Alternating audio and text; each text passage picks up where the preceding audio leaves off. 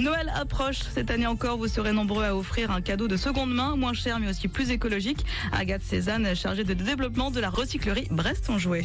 Les chiffres parlent d'eux-mêmes. Chaque année, c'est 100 000 tonnes de jouets qui finissent à la poubelle.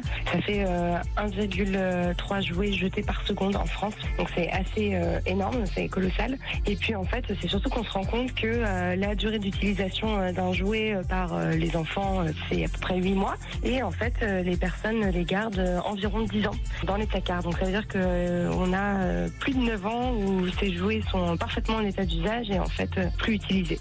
À la maison d'arrêt de Brest, des détenus trient, nettoient et valorisent les jouets collectés par Brest-en-Jouet.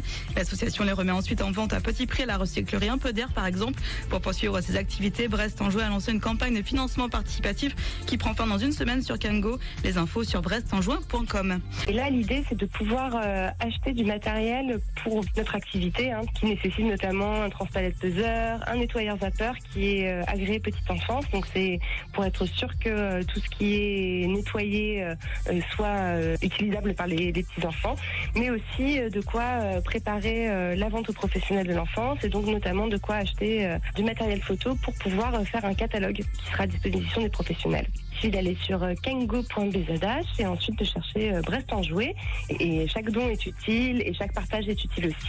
Et ces jouets sont remis en vente à petit prix à la recyclerie Un Peu d'Air et aux Insolites au Capucin à Brest.